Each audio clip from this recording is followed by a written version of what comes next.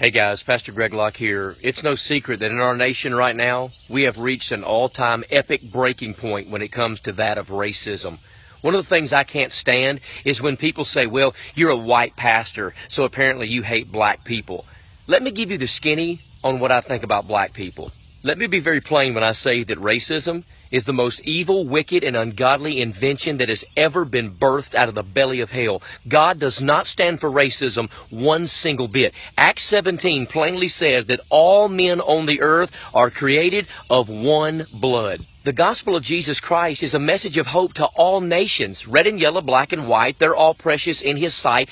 Any church that is selective on who it ministers to because of their ethnicity is an evil congregation that needs to be closed down because it's not a local New Testament church. Then the critics like to say, what about the Christian organizations like the KKK? Do you stand with them? If the KKK is a Christian organization, then I'm a Japanese navigator. Are you kidding me? There's not one thing biblical or Christian about the KKK. Some of the greatest servants, singers, saints, and leaders in the congregation that I pastor are precious black people.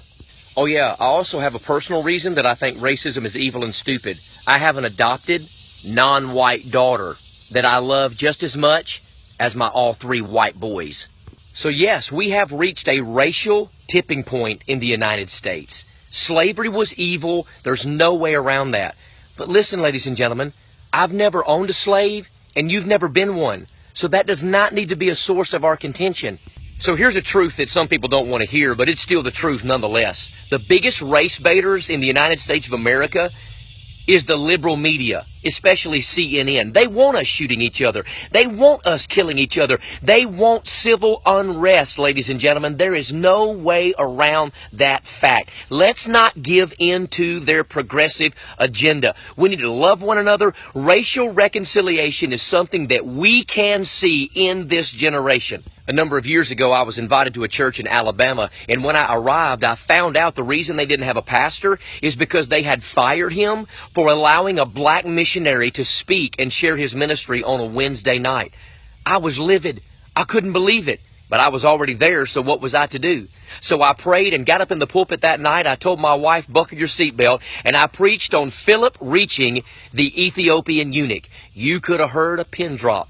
It was colder than a mother-in-law's kiss in that building. But I preached against the evils and the hatred and the deviance and disobedience of racism. And to my surprise, when I gave the invitation, many of those gray-haired elderly saints that had been in that church and in that mindset for many years came to the altar. They began to weep. They began to cry. And that night we saw a revival of racial reconciliation. And ladies and gentlemen, that is what we need in the United States of America right now, this very moment. May God fill our hearts with grace. May we throw down our rocks and love and accept one another regardless of the color of our skin.